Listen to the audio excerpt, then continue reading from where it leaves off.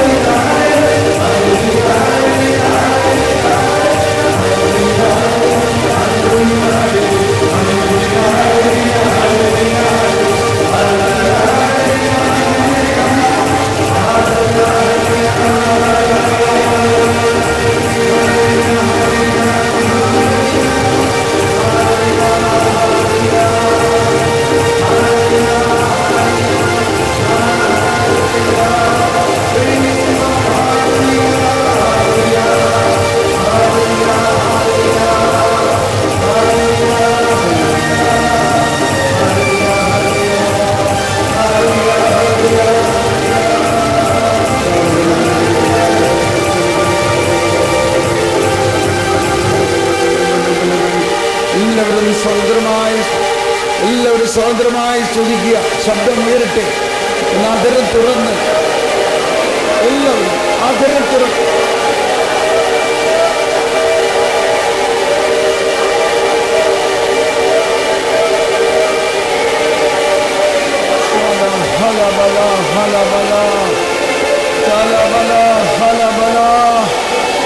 ശബ്ദം ഉയരട്ടെ. എല്ലാവരും ഒന്ന് ആദരം തുറന്ന് ഒന്ന് ഉച്ചസ്വരത്തിലൊന്ന്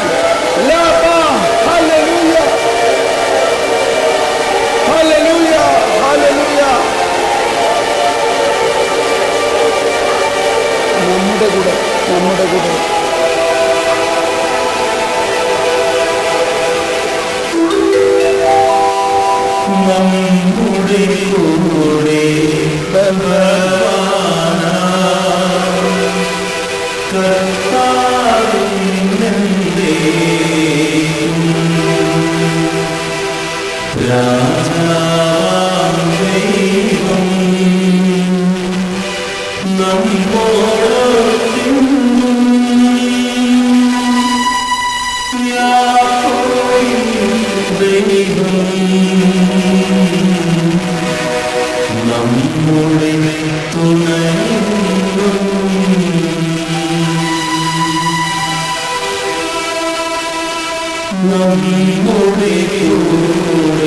എല്ലാവരും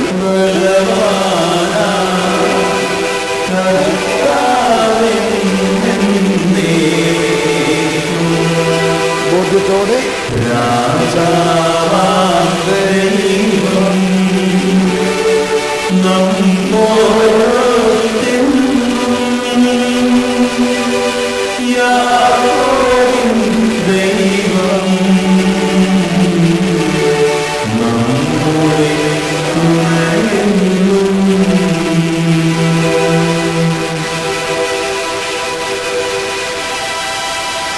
നമുക്കിരിക്കാം.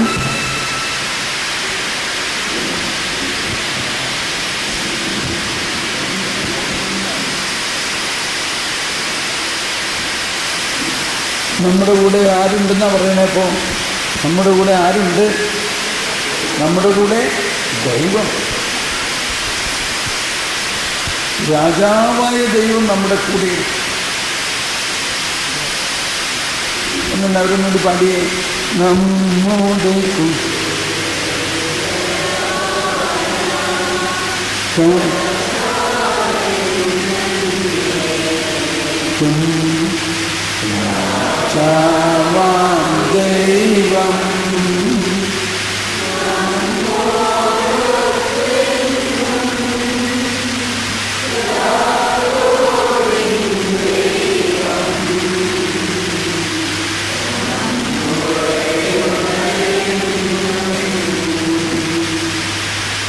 ഇത്രയും വലിയ ത്രിത്വൈക ദൈവം, നമ്മുടെ സൃഷ്ടാവായ ദൈവം തന്നെ നമ്മുടെ കൂടെ ഉണ്ട്. പക്ഷേ എനിക്കിതൊക്കെ മനസ്സിലായത് ഒരു 40 വയസ്സായപ്പോഴാണ്.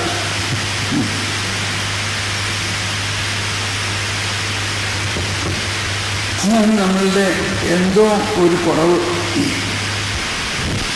ഇതുള്ള ചെറുപ്പക്കാരെല്ലാം ഭാഗ്യവതികളും ഭാഗ്യവാന്മാരും. നിങ്ങളുടെയൊക്കെ പ്രായത്തിൽ ഞങ്ങൾക്കാർക്കും ഇതൊന്നും കേൾക്കാനുള്ള സൗകര്യം ഉണ്ടായിരുന്നില്ല, അല്ലേ ചേട്ടന്മാർ? അപ്പോൾ കാലം ഒരു വശത്ത് വലിയ ഭീകരതയും അന്ധകാരവും എല്ലാം പടരണമെന്ന് വിചാരിച്ച് നമ്മൾ വിഷമിച്ചിരിക്കുകയാണ്. പക്ഷെ മറ്റൊരു വിധത്തിൽ ഒരിക്കലും ഇല്ലാത്ത തരത്തിലുള്ള പരിശുദ്ധാത്മാവിൻ്റെ വലിയ ഒരു കത്തിപ്പടരൽ നടന്നുകൊണ്ടിരിക്കുക, അല്ലേ? ഈ കൊച്ചു കേരളത്തിൽ തന്നെ ഏതാണ്ട് 125ഓളം ധ്യാന കേന്ദ്രങ്ങളുണ്ട്. അതുകൂടാണ്ട് മിക്കവാറും എല്ലാ പള്ളികളും ഒരു ധ്യാനകേന്ദ്രമായി ആയിക്കൊണ്ടിരിക്കുക.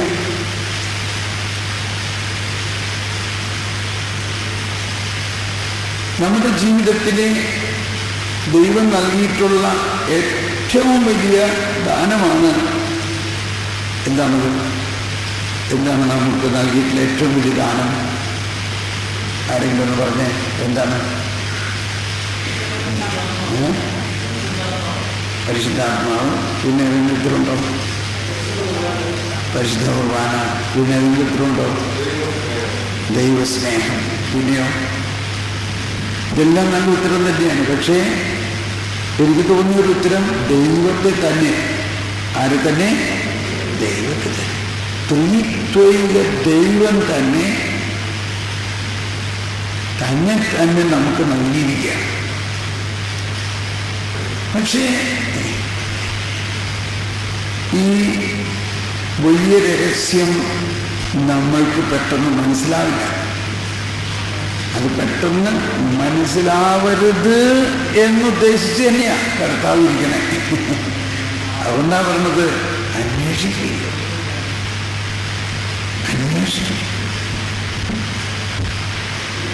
നമ്മളൊരു പഴയ പാട്ട് എല്ലാവർക്കും കേട്ട് പരിചയമില്ലേ? ഈശ്വരനെ തേടി ഞാനലഞ്ഞു, കടലുകൾ കടന്നു ഞാൻ ഇറങ്ങി, അവിടെ ഈശ്വരൻ വിജയമായ ഭൂമിയും ഈശ്വരൻ. പിന്നെ എവിടെയാ? മണ്ണിലേക്കു ഞാൻ തിരിഞ്ഞു, ഹൃദയത്തിലേക്കു ഞാൻ കടന്നു, അവിടെയാണീശ്വരൻ സ്നേഹമാണീശ്വരന്റെ രൂപം.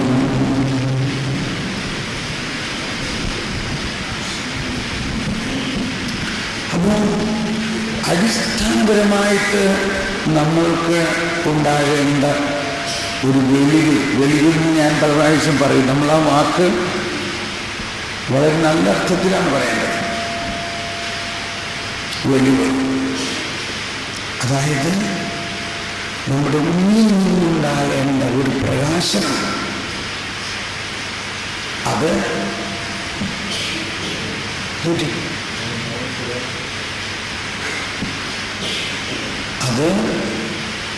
നമ്മുടെ ശക്തി കൊണ്ടല്ല,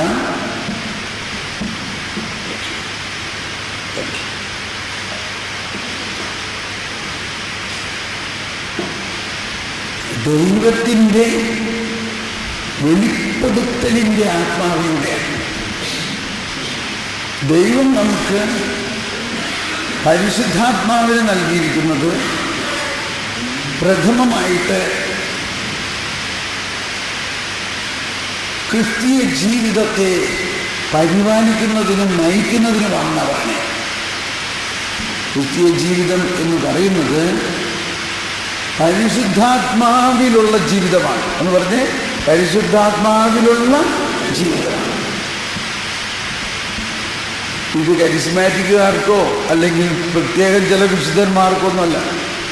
അടിസ്ഥാനപരമായ ഒരു സാധാരണ ക്രിസ്തീയ ജീവിതം എന്ന് പറയുന്നത് പരിശുദ്ധാത്മാവിലുള്ള ജീവിതമാണ്. കാറ്റക്കിസത്തിൽ നമ്മളിവിടുത്തെ ധ്യാനത്തിൻ്റെ ചില പ്രത്യേകത ഒന്നിതാണ്. ബൈബിളും അതോടൊപ്പം കത്തോലിക്ക സഭയുടെ മതബോധന ഗ്രന്ഥം കാറ്റക്കിസം ഓഫ് കാത്തലിക് ചർച്ച്. അപ്പോൾ നമ്മൾ പറയുന്ന പല കാര്യങ്ങളും ആ മതബോധന ഗ്രന്ഥത്തിൽ കൃത്യമായി പറഞ്ഞിട്ടുള്ളതും പഠിപ്പിക്കുന്നതുമാണ്. അപ്പോൾ അതാണ് നമ്മളുടെ പ്രബോധനത്തിൻ്റെ അല്ലെങ്കിൽ പഠനത്തിൻ്റെ ഒരു വിഷയം, അല്ലെങ്കിൽ അതിൻ്റെ അടിസ്ഥാനം നമ്മളെടുക്കും. അതുപോലെ തന്നെ മറ്റൊരു വ്യത്യാസം നമ്മളിപ്പോൾ കേട്ട് കാണും. ഓൾറെഡി നമ്മളിവിടെ പാടാൻ പോകുന്ന പാട്ടുകളെല്ലാം സങ്കീർത്തനങ്ങളായിരിക്കും. എന്നാലും ഇടയ്ക്കിടയ്ക്കൊക്കെ മറ്റു പാട്ടുകൾ പാടാം, പക്ഷെ അധികവും സാവധാനം നമുക്ക് മനസ്സിലാവും.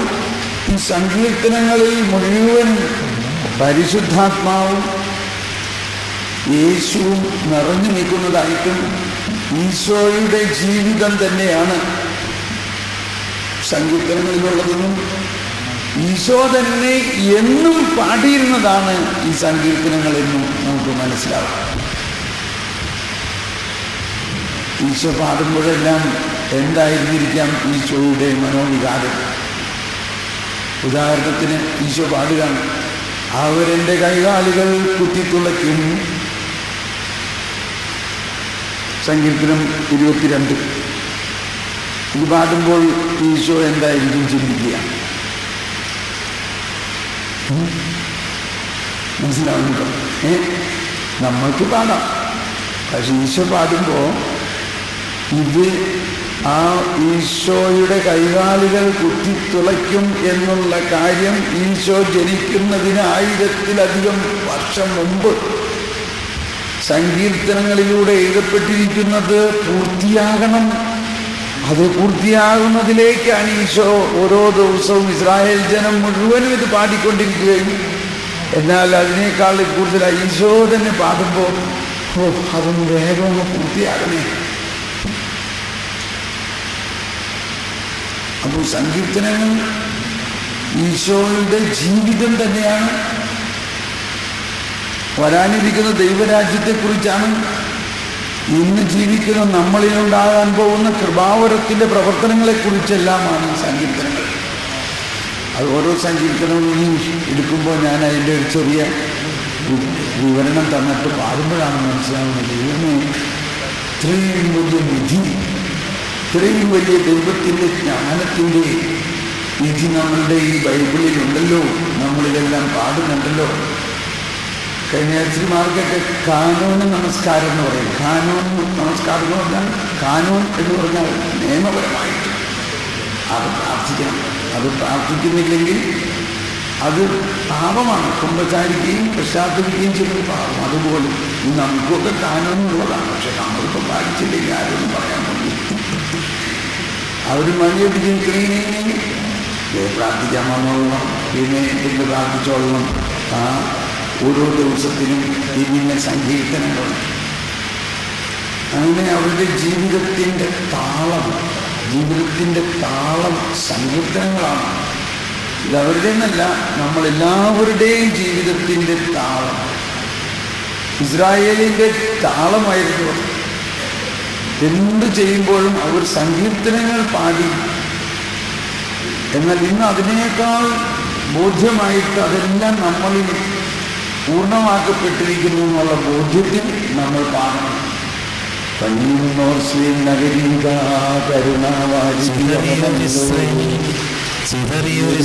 ജനതയെ നാഥൻ വീണ്ടും ചേർക്കുന്നു. പണിയുന്നോസ്ലേം നഗരിയവൻ കരുണാവാരിധിയവനല്ലോ. ഇതൊക്കെ നമ്മളെക്കുറിച്ച് കണ്ടു. സങ്കീർത്തനം പറഞ്ഞപ്പോഴേക്ക് ആൾ പുറയുന്ന മുമ്പിൽ വന്നിരിക്കാം. Very good, thank you. Okay, അപ്പോൾ അതായിരിക്കും ഒരു വിഷയം. അപ്പം ഞാൻ പറഞ്ഞത്, ഇതെല്ലാം കേൾക്കുമ്പോൾ നിങ്ങൾക്ക് ആശ്ചര്യമുണ്ടാകേണ്ട. ധ്യാനം എന്ന് പറഞ്ഞാൽ ഓരോ ധ്യാനത്തിനും നമ്മൾ പുതിയ കാര്യങ്ങൾ പഠിക്കും, ഇല്ലേ? നമ്മൾ കേട്ടത് തന്നെ കേൾക്കരുത്.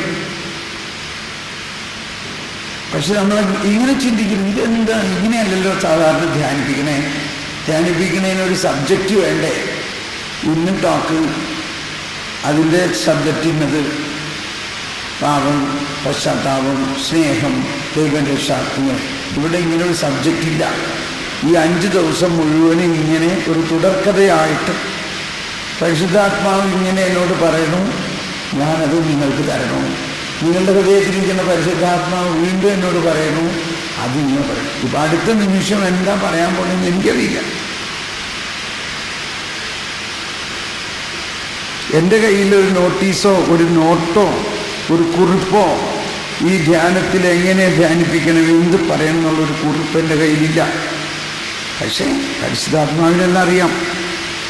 അപ്പോൾ അങ്ങനെ പരിശുദ്ധാത്മാവിനുള്ള ജീവിതത്തിൻ്റെ ഒരു കൃത്യമായ പ്രവർത്തനം തന്നെ നമുക്ക് കാണാം. ഞാൻ കഴിഞ്ഞ 5 ദിവസമായിട്ട് ബോംബെയിലത്തെ ഏറ്റവും വലിയ ഒരു പള്ളിയിൽ ഏറ്റവും ക്രിസ്തീയ പോപ്പുലേഷനുള്ള സ്ഥലത്ത് ധ്യാനിപ്പിക്കുകയായിരുന്നു. അപ്പോൾ ഞാൻ അച്ഛനോട് നന്ദിയൊക്കെ പറയാമെന്നപ്പോൾ അച്ഛൻ പറയും, എന്നാൽ എന്നെ അമ്പരപ്പിക്കുന്ന, അച്ഛൻ പറയുന്നതാണ്, എന്നെ അമ്പരപ്പിക്കുന്നത് എങ്ങനെ നീ ഒരാളും, എന്ത് ചൂടായിരുന്നല്ലോ, ഇവിടെ ഭയങ്കര സുഖമായിട്ടുള്ള കാലാവസ്ഥ, അവിടെ ഇങ്ങനെ ഞാൻ വേർപ്പിങ്ങനെ ഒഴുകിക്കൊണ്ടിരിക്കുക. പൊരിഞ്ഞ ചൂടിൽ രാവിലെ മുതൽ വൈകുന്നേരം വരെ ഒരു നോട്ടും കടലാസും ഇല്ലാണ്ട് എങ്ങനെ നീ ഇത് ചെയ്യണമെന്ന് എനിക്കറിഞ്ഞൂടാ. അപ്പോൾ ഞാൻ പറഞ്ഞു, അതാണ് പരിശുദ്ധാത്മാവിൻ്റെ പ്രവർത്തനം.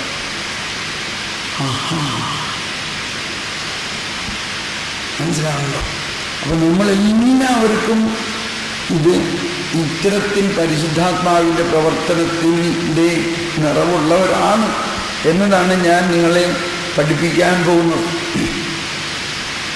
പരിശുദ്ധാത്മാവ് നിറഞ്ഞിട്ടുള്ളവരാണ് നമ്മൾ. മാമോദീസായിലൂടെ, സ്റ്റൈരി ലേപനത്തിലൂടെ, വിശുദ്ധ കുർബാനയിലൂടെ, മറ്റെല്ലാ പ്രാർത്ഥനകളിലൂടെയും നമ്മളിൽ പരിശുദ്ധാത്മാവ് നിറഞ്ഞു നിൽക്കുകയാണ്. പക്ഷെ നമുക്ക് ആ പരിശുദ്ധാത്മാവിൻ്റെ ശക്തി ഇതാ പരിമാറും. ഞാൻ പറഞ്ഞു വന്നത് ക്രിസ്തീയ ജീവിതം പരിശുദ്ധാത്മാവിലുള്ള ജീവിതമാണ്. ലൈഫ് ഇൻ ദ സ്പിരിറ്റ് കാറ്റഗിസത്തിൽ 1699 ഖണ്ഡികയിലാണ്. 1699. പരിശുദ്ധാത്മാവിലുള്ള ജീവിതം മനുഷ്യന്റെ വിളിയെ പൂർത്തിയാക്കുന്നു. The vocation of man is fulfilled in ഇത് കുറച്ചാലും എൻ്റെ കുറച്ച് പരിശുദ്ധാത്മാവിലുള്ള ജീവിതം മനുഷ്യന്റെ വിളിയെ പൂർത്തിയാക്കുന്നു. പരിശുദ്ധാത്മാവിലുള്ള ജീവിതം മനുഷ്യന്റെ വിളിയെ പൂർത്തിയാക്കുന്നു. അതായത് നമ്മൾ എല്ലാവരെയും ദൈവം വിളിച്ചിരിക്കുന്നത് ഏത് ജീവിതത്തിലേക്കാണ്? പരിശുദ്ധാത്മാവിനുള്ള ജീവിതം. ഈ പരിശുദ്ധാത്മാവ് പുറത്തു നിന്നുകൊണ്ടല്ല നമ്മൾ നയിക്കുന്നത്. എവിടെ നിന്നുകൊണ്ടാണ്? നമ്മുടെ അകത്തു നിന്നുകൊണ്ടാണ് നയിക്കുന്നത്. അങ്ങനെ പരിശുദ്ധാത്മാവ് നമ്മുടെ ജീവിതത്തെ നയിക്കുമ്പോൾ നമ്മളങ്ങ് വിട്ടുകൊടുത്താൽ മതി. പരിശുദ്ധാത്മാവ് നീ നയിച്ചോ. അതാണ് നമ്മുടെ സുറിയാനി കുർബാനയിൽ നമ്മുടെ പ്രാർത്ഥന. സർവജ്ഞനായ ഭരണകർത്താവും അങ്ങയുടെ ഭവനത്തിൽ വസിക്കുന്നവരുടെ വിസ്മയനീയനായ പരിപാലകൻ എന്ന് പറഞ്ഞ എല്ലാവരും വിസ്മയനീയനായ പരിപാലകൻ. അതിൻ്റെ അർത്ഥം എന്താ?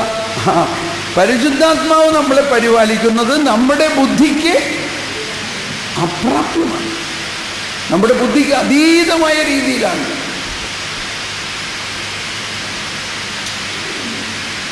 അത് സത്യമാണ്. നമ്മുടെ ബുദ്ധിക്ക് അതീതമായ രീതിയിൽ ഓരോ മനുഷ്യനും, ഇവിടെ ഇരിക്കുന്ന എല്ലാവർക്കും ദൈവം പോപ്പ് ഫ്രാൻസിസിൽ സ്വീകരിച്ച അതേ ജ്ഞാനസ്നാനം തന്നെയല്ലേ നമ്മൾ ഓരോരുത്തരും സ്വീകരിച്ചത്? ആണോ? വല്ല വ്യത്യാസമുണ്ടോ? അപ്പോൾ നമ്മൾ സ്വീകരിച്ചിരിക്കുന്ന ആ ജ്ഞാനസ്നാനത്തിലൂടെയും നമ്മൾക്ക് ലഭിച്ചിരിക്കുന്ന വിശ്വാസത്തിലൂടെയും പരിശുദ്ധാത്മാവ് നമ്മുടെ ജീവിതത്തിൽ ഉജ്ജ്വലമായി പ്രവർത്തിക്കുന്നുണ്ട്.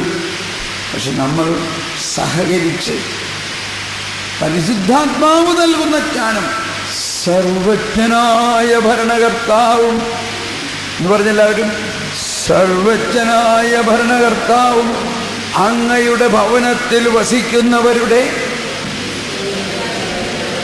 വിസ്മയനീയനായ പരിപാലകനും സകല നന്മകളുടെയും സകല സൗഭാഗ്യങ്ങളുടെയും ഉറവിടവുമായ ദൈവമേ.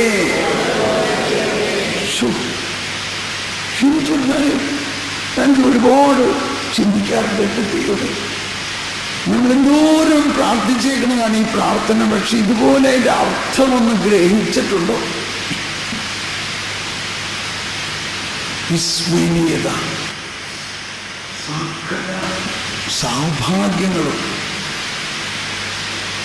അപ്പോൾ അത്രയ്ക്ക് മധുരവും ജ്ഞാനവും സന്തോഷവും നിറഞ്ഞ ഒരു ജീവിതമാണ് ക്രിസ്തീയ ജീവിതം. പക്ഷേ നമ്മൾ മലയാളികൾക്ക് പണ്ടേ ട്രാജഡി സിനിമ ഇഷ്ടം ഇല്ലേ? നമ്മൾ സിനിമ കാണാൻ പോകും. ഏത് സിനിമ കാണാൻ പോണേ? ചിരി കരയുന്നില്ല, അവസാനിക്കണം. അതാണ് ട്രാജഡി. ഹിന്ദി സിനിമ അങ്ങനെയല്ല. ഹിന്ദി സിനിമ എല്ലാം അവസാനം സന്തോഷമായിരിക്കും, സമാധാനം. അങ്ങനത്തെ സിനിമയ്ക്ക് നമ്മുടെ നാട്ടിൽ മാർക്കറ്റ് ഉണ്ടായിരുന്നില്ല. അതുകൊണ്ട് നമ്മുടെ സിനിമ ഉണ്ടാക്കുന്നവരെല്ലാം കുറച്ച് കരച്ചിലും വീഴ്ചിലും ബഹളവും കേട്ടുള്ള സിനിമ ഉണ്ടാക്കി. എന്ന മാതിരി നമുക്കിഷ്ടം കുറച്ച് ട്രാജഡി വേണം, കുറച്ച് കരയണം, കുറച്ച് ദുഃഖിക്കണം. ഓരോ ദിവസവും എനിക്ക് കഴിഞ്ഞാൽ ഇന്ന് എന്താ ദുഃഖിക്കാനുള്ള ഒരു അവസരം, ചാൻസ്.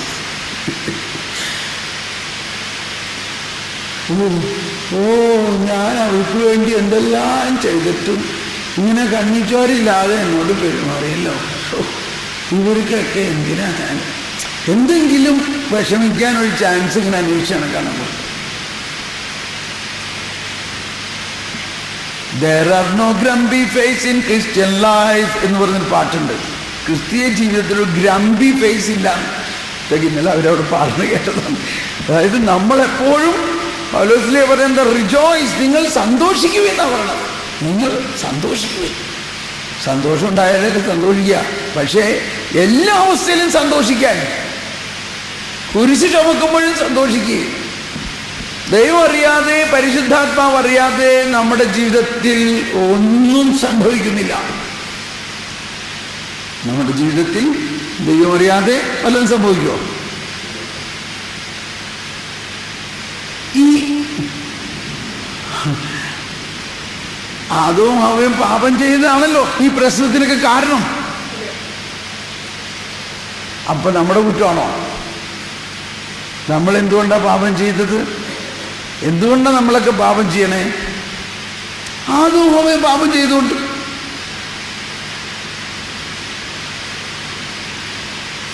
അത് നമ്മുടെ കുറ്റമല്ല. ഇങ്ങനെയൊക്കെ പറഞ്ഞ ആളുകൾ കൂടുതൽ പാപം ചെയ്യൂട്ടോ. ഇങ്ങനെ അതുകൊണ്ടാണ് ആരും പറയാത്തത്. പക്ഷെ സത്യമതല്ലേ, സത്യത. ഈ ആദവും ഹവ്വയും എവിടെ വെച്ചാ പാപം ചെയ്തേ? പറുദീസ. പറുദീസ എന്ന് പറഞ്ഞാൽ എന്താ? ദൈവത്തിൻ്റെ ആലയമല്ലേ. അവരും ദൈവവും ഒരുമിച്ച് വസിക്കുന്ന സ്ഥലം. ദൈവത്തിൻ്റെ കൺമുമ്പിൽ വെച്ചാണ് അവർ ഈ പാപം ചെയ്യുന്നത്.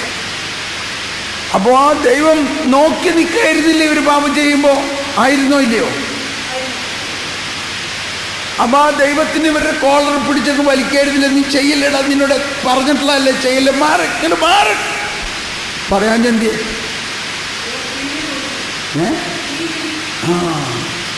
Very good. ദൈവം അവർക്കൊരു ഫ്രീ വിൽ കൊടുത്തിട്ടുണ്ട്. അപ്പൊ ഈ പാപം ചെയ്യാനായിട്ട് അവരെ പ്രേരിപ്പിച്ച പിശാച് എങ്ങനെ പറുദീസായിൽ വന്നു?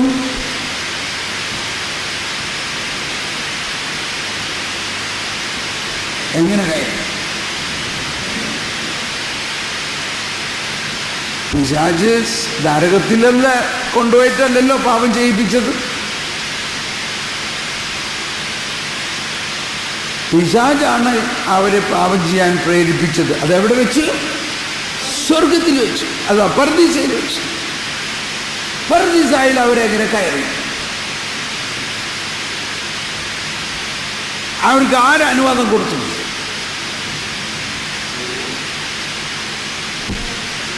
ദൈവം. കേട്ടോ, ദൈവം എന്തിനു അവരെ അനുവദിച്ചു?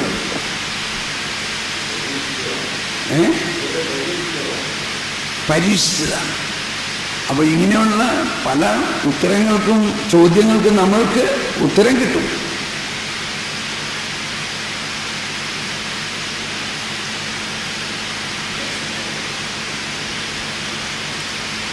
ഈ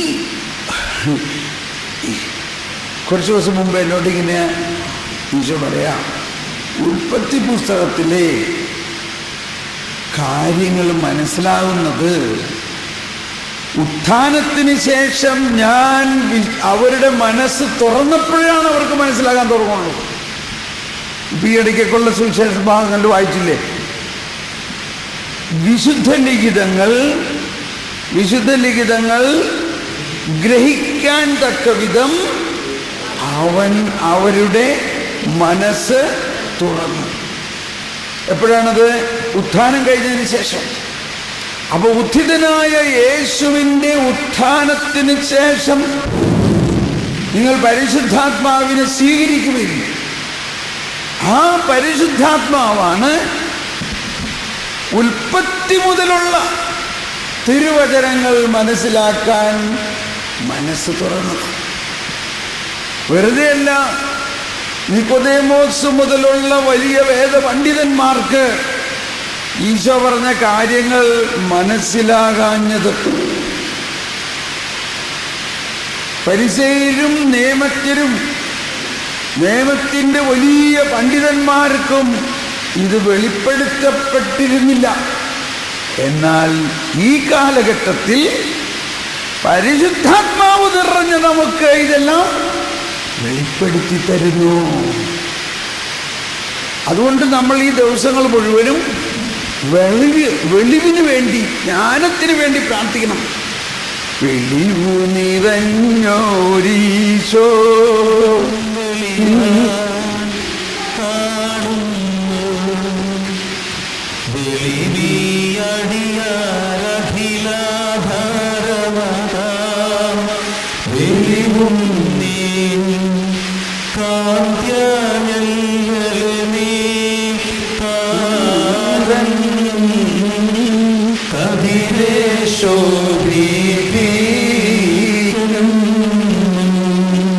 മലങ്കരക്കാരാരുള്ളേ?